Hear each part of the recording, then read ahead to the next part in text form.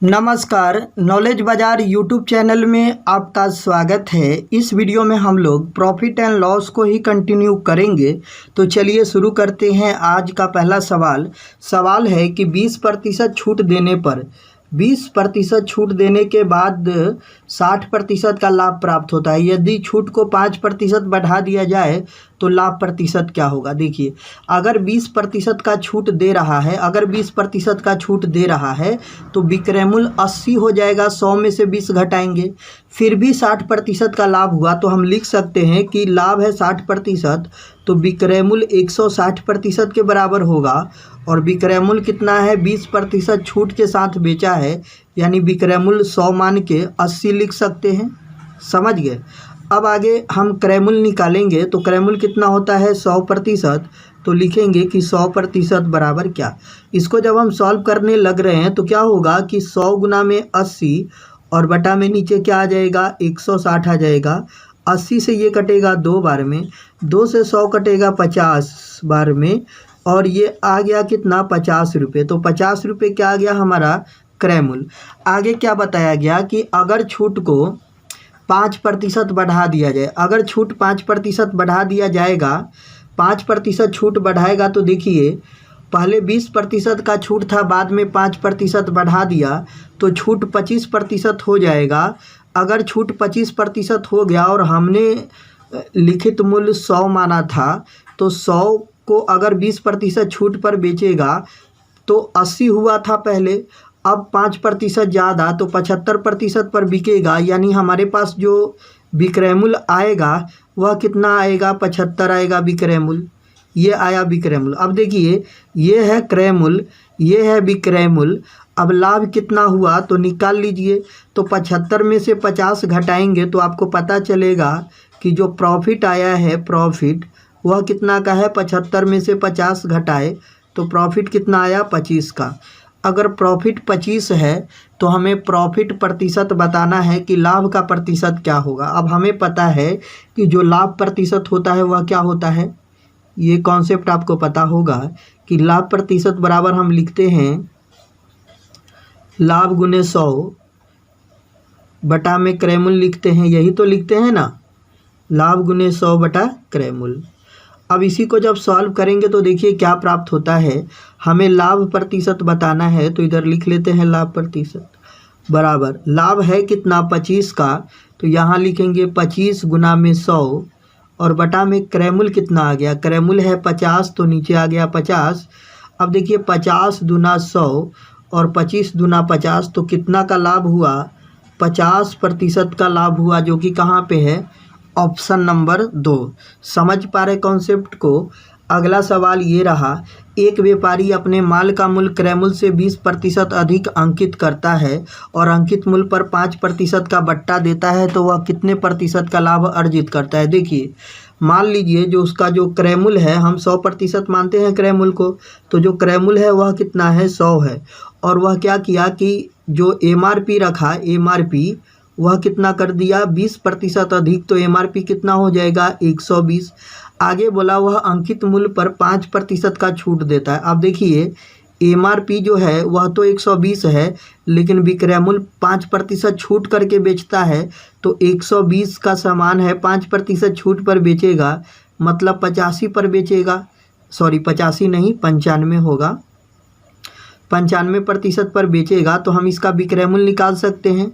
जब विक्रय मूल्य निकालने लग रहे हैं तो कितना आएगा विक्रय मूल्य, देखिए सॉल्व करिएगा तो 5 से ये 19, 5 से ये 20 और 20 से ये 6, 19 छक 114, 114 आ गया, 114 आ गया। इसको हमने सबको प्रतिशत में लिखा है तो आप टोटल को प्रतिशत में मान सकते हैं। तो जो हमारा विक्रय मूल्य है वह कितना है 114। अब देखिए 100 में खरीदेगा और 114 में बेचेगा तो कितना आ जाएगा 14% का लाभ हो जाएगा। 14% यहाँ हम डायरेक्ट क्यों लिख रहे हैं, क्योंकि यहाँ CP 100 है। आपको पता है जब इसको चेंज भी करेंगे प्रतिशत में तो 14 ही आएगा, तो लाभ कितने प्रतिशत का होगा 14%, फर्स्ट ऑप्शन। समझ पा रहे कॉन्सेप्ट को। अगला सवाल देखिए, ये रहा आपके सामने, एक व्यापारी की कीमतें क्रय मूल्य से 20% अधिक है। अब देखिए जो हमारा क्रय मूल्य है उसको अगर हम 100 मान ले, प्रतिशत में ही सब मान रहे हैं, ठीक है। अब कह रहा है कि कीमतें क्रय मूल्य से 20% अधिक है, मतलब जो MRP है वह 20 अधिक है, तो यह कितना हो जाएगा 120। अब कह रहा है ग्राहकों को क्रय मूल्य पर कितना छूट दे कि व्यापारी को 8% का लाभ हो। अब देखिए कह रहा है कितना छूट दे कि क्रय मूल्य पर 8% का लाभ हो। 8% लाभ हो तो जो विक्रय मूल्य है वह कितना हो जाएगा 108 हो जाएगा। अब देखिए MRP 120 है तो छूट तो MRP पे दिया जाता है, कह रहा है कितना छूट दे कि विक्रय मूल्य कितना हो जाए 108 हो जाए। तो देखिए यहाँ 120 से 108 हुआ, कितना घट गया, तो आप कहेंगे कि 12 घट गया है, यानी 12 रुपये का क्या है छूट है। ये जो छूट है वह कितने का है 12 रुपये का छूट है। तो छूट प्रतिशत हम कैसे निकालेंगे, तो जब भी आपको छूट का प्रतिशत निकालना हो, जब भी आपको छूट का प्रतिशत निकालना हो तो आपको क्या करना है, लिखना है छूट गुना में 100 और बटा में क्या होगा अंकित मूल्य, MRP कह सकते हैं, अंकित मूल्य। सॉल्व कर लेंगे उत्तर आ जाएगा। देखिए हमें छूट का प्रतिशत बताना है तो यहाँ लिखेंगे छूट प्रतिशत बराबर, अब देखिए छूट कितना है 12 का, तो 12 गुने 100 अब बटा क्या लिखेंगे अंकित मूल्य। अंकित मूल्य कितना है 120, तो यहाँ लिखे 120। 12 से ये 10 बार कटेगा, 0 0 कट गया तो आया कितना 10%, यानी जो छूट का प्रतिशत है वह कितना है 10 है, ऑप्शन नंबर 2। समझ पा रहे कॉन्सेप्ट को। चलिए अगले सवाल की तरफ बढ़ते हैं। अगला सवाल देखिए, ये रहा आपके सामने कि एक विक्रेता नगद खरीद पर 5% छूट देने की घोषणा करता है, बताए कि वह अपने क्रय मूल्य से वस्तु पर कितना ज़्यादा मूल्य अंकित करे कि उसे इस वस्तु को बेचने पर 14% का लाभ हो। अब देखिए 5% छूट देने की घोषणा करता है, तो आप कह रहा है कि वह क्रय मूल्य से कितना ज़्यादा अंकित करे कि इस वस्तु पर बेचने पर 14% का लाभ हो। अब देखिए कितना ज़्यादा अंकित करे, अब 5% छूट की बात कर रहा है तो CP अगर 100 हो तो कह रहा है कि हम 5% छूट पर देंगे, मतलब कितना में देंगे 95 में। अब कह रहा है कितना ज़्यादा अंकित मूल्य करे कि वह 14% का क्या हो लाभ हो, तो जो विक्रय मूल्य आ जाएगा 114 आ जाएगा। समझ गए। अब जो ये 5% छूट के साथ इसको मिला है, घोषणा करता है, तो इससे ये कितना ज़्यादा है, देखिए 95 से हमको 114 पे जाना है, तो कितना ज़्यादा है, तो घटाएंगे तो कितना आ जाएगा 19 आ जाएगा ना, इसके बीच का अंतर कितना आ जाएगा 19। इसका मतलब 19 रुपये ज़्यादा अंकित करना पड़ेगा। तो वही हमें क्या बताना है कि करें कितना प्रतिशत ज़्यादा अंकित करें, तो 19 ज़्यादा अंकित करना है और किस पे 95 पे, तो 19 बटा 95 गुना 100 करेंगे तो ये 19 पचे 95 और 5 से 20, तो कितना प्रतिशत ज़्यादा अंकित करना पड़ेगा 20%, जो कि कहाँ पे है ऑप्शन नंबर 3। समझ पा रहे कॉन्सेप्ट को। चलिए अगले सवाल की तरफ बढ़ते हैं। अगला सवाल आपके सामने ये रहा, किसी वस्तु के क्रय मूल्य में कितने प्रतिशत बढ़ाकर उसका मूल्य अंकित किया जाए कि ग्राहक को 5% कटौती देकर भी 33 का लाभ हो। अब 5% कटौती करेगा तो 95 होगा और 33 का लाभ है तो 133 होगा। करे कितना ज़्यादा अंकित करे, तो देखिए कितना ज़्यादा है, 95 से अगर 133 हो रहा है तो कितना ज़्यादा है, तो आप कहेंगे कि यहाँ 38 ज़्यादा है। 133 में से आप घटाएंगे 95 तो कितना प्राप्त होगा 38 प्राप्त होगा। ठीक है। अब ये 38 का प्रतिशत निकालना है, तो जिसका प्रतिशत निकालना हो उसको ऊपर, और यहाँ कह रहा है कि कितना ज़्यादा अंकित करे, तो ज़्यादा अंकित किस पे करेगा 95 पे, तो तुलना 95 से हो रहा है तो नीचे क्या लिखेंगे 95 गुना क्या होगा 100। सॉल्व करेंगे उत्तर आ जाएगा। देखिए 19 दूना 38, 19 पचे 95 और 5 से ये हो गया 20, तो 20 दूना क्या आ गया 40%। तो जो उत्तर आया हुआ क्या आ गया है 40%, जो कि कहाँ पे है ऑप्शन नंबर 3। समझ पा रहे कॉन्सेप्ट को। चलिए अगला सवाल देखिए, ये रहा आपके सामने, किसी वस्तु का विक्रय मूल्य 39 रुपये है, यदि उसका क्रय मूल्य तथा प्रतिशत लाभ की मात्रा बराबर हो तो वस्तु का क्रय मूल्य क्या होगा। देखिए ये काफ़ी कैलकुलेटिव सवाल है, लेकिन इसके लिए हम एक ऐसा ट्रिक आपको बता रहे हैं जो बस आप देखकर उत्तर निकाल सकते हैं। कैसे कि देखिए यहाँ 39 रुपये है विक्रय मूल्य, विक्रय मूल्य कितना है 39। अब क्या है, ये उसका जो क्रय मूल्य है प्रतिशत लाभ की मात्रा के बराबर है। देखिए यहाँ लाभ है, कहीं कहीं हानि भी आ जाएगा, ठीक है। अगर हानि आ जाए तो उसमें दो आंसर निकलता है, अगर लाभ है तो एक ही आंसर होता है। कैसे समझिएगा, तो अगर लाभ दे रखा है तो आपको करना क्या है, 39 को 2 फैक्टर करना है। 2 फैक्टर ऐसा करना है जिसके बीच का अंतर 10 हो। अंतर कितने का हो, 10 हो। तो देखिए 13 तिया 39 कर सकते हैं। ये देखिए 13 गुना 3 करेंगे, 13 गुना 3 कर रहे हैं तो 39 प्राप्त हो रहा है। और इसका जब अंतर निकाल रहे हैं, 13 में से 3 को घटा रहे हैं तो क्या आ रहा है, 10 आ रहा है। अंतर देखिए, इसके बीच का अगर हम अंतर की बात करें, इसके बीच का अंतर की बात करें तो कितना आ रहा है, 10 आ रहा है। समझ पा रहे हैं कि हमने गुणनफल कर लिया 2 फैक्टर, अब इसके बीच का अंतर 10 होना चाहिए। कितना होना चाहिए, 10 होना चाहिए। अब उत्तर कैसे निकलेगा, तो जो छोटा संख्या होगा ना, छोटा संख्या, उसी के साथ एक जीरो लगा देंगे, एक जीरो लगा देंगे, या फिर कह सकते हैं कि इस 10 का छोटे वाले के साथ मल्टीप्लाई कर देंगे। तो ये क्या आ गया, 30 आ गया। तो जो राइट आंसर है वह ऑप्शन नंबर 2 क्या आ गया, 30 आ गया। बहुत ही बेहतरीन ट्रिक है, आप समझ पाए होंगे। चलिए अगला सवाल देखिए, ये भी उसी टाइप का सवाल है, समझिएगा। किसी व्यापारी ने अपनी वस्तुओं को 75 में बेचकर उतना ही प्रतिशत लाभ पाया जितना क्रय मूल्य था। बस विक्रय मूल्य दे रखा है कितना, 75।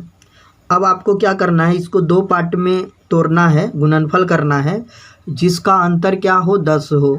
तो आप कह सकते हैं कि 15 पचे 75 होता है, और 15 पचे 75 और इसके बीच का अंतर कितना है, 10 है। तो आपको छोटे के साथ जीरो लगाना है, या फिर कह सकते हैं कि इसके बीच का अंतर 10 है तो आपको क्या करना है, 10 गुना छोटा नंबर, तो क्या आ जाएगा, 50 आ जाएगा।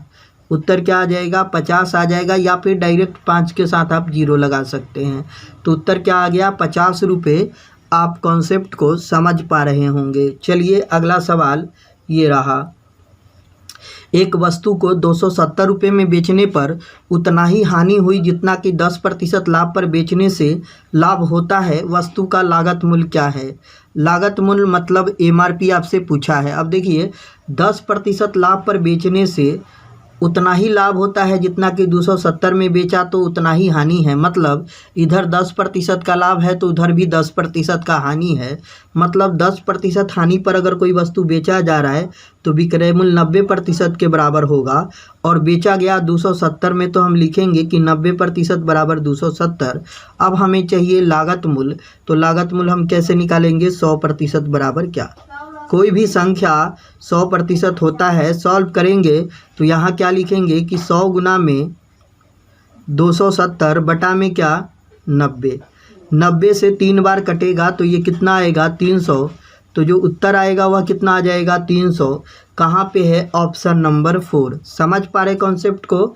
चलिए अगला सवाल देखिए, ये रहा आपके सामने, एक वस्तु को बेचने पर क्रय मूल्य के 1/4 के बराबर लाभ होता है। अब देखिए क्रय मूल्य के लगाया तो जो नीचे वाला है वह CP है, और बोला जो लाभ होता है तो ऊपर वाला क्या है, प्रॉफिट है। तो आप चाहे तो इसको प्रतिशत में लेके बना सकते हैं। कैसे, अगर 1/4 है और इसको प्रतिशत में चेंज करना है तो 100 से गुना करेंगे, 4 से काटेंगे 25 बार में, यानी लाभ कितने प्रतिशत का है, 25% का लाभ है। अब कहता है यदि वह 375 रुपये में बेचा जाता है तो इसका लागत मूल्य। अब 375 में बेचा तो 25% का लाभ है, तो हम बोल सकते हैं जो विक्रय मूल्य है वह 125% के बराबर होगा। तो लिखेंगे कि 125% बराबर कितना, 375। अब हमें चाहिए इसका लागत मूल्य MRP, तो क्या लिखाएंगे, 100% बराबर क्या। सॉल्व करेंगे तो कैसे निकलेगा, देखिए 100 गुना में क्या होगा, 375, और बटा में क्या होगा, 125। 125 से ये 3 बार कट जाएगा तो 3 गुना 100 करेंगे तो क्या आएगा, 300 रुपये। तो 300 रुपये क्या हो गया, इसका लागत मूल्य मतलब MRP कहाँ पे है, ऑप्शन नंबर 2। समझ पा रहे हैं। चलिए अगला सवाल देखिएगा, ये रहा आपके सामने, यदि किसी वस्तु का विक्रय मूल्य उसके क्रय मूल्य का 8/5 गुना है। देखिए क्रय मूल्य का, तो का शब्द नीचे वाले को इंगित करेगा, तो जो नीचे वाला है वह क्रयमूल्य है, जो ऊपर वाला है वह विक्रयमूल्य है। तो यहाँ से आप प्रॉफिट निकाल सकते हैं। प्रॉफिट निकालने के लिए क्या करिएगा, विक्रयमूल्य में से क्रयमूल्य घटाइएगा तो जो प्रॉफिट निकल के आएगा वह कितना निकल के आएगा, 3। अब हमें पता है कि लाभ प्रतिशत बराबर क्या होता है। हम जानते हैं ना, लाभ प्रतिशत बराबर होता है लाभ गुने 100। तो यहाँ हम लिखेंगे कि लाभ गुने 100 बटा में क्या लिखेंगे, क्रयमूल्य। लाभ गुने 100 बटा क्या लिखेंगे, क्रयमूल्य, और आपका उत्तर आ जाएगा। तो देखिए लाभ प्रतिशत तो हमें चाहिए, तो हम यहाँ लिखेंगे कि लाभ प्रतिशत तो चाहिए बराबर लाभ कितने का है, 3 का, गुना 100 बटा क्रयमूल्य कितना है, क्रयमूल्य 5 है, 5 से 20 तो 20 दिया कितना हो गया, 60। मतलब लाभ कितने प्रतिशत का है, 60% का, जो कि कहाँ पे है, ऑप्शन नंबर 4। समझ पा रहे कॉन्सेप्ट को। आशा करता हूँ वीडियो आपको अच्छा लगा होगा। वीडियो अच्छा लगा, वीडियो को लाइक कीजिए, अपने दोस्तों के साथ शेयर कीजिए और इस प्रकार के वीडियो पाने के लिए हमारे चैनल को सब्सक्राइब कीजिए।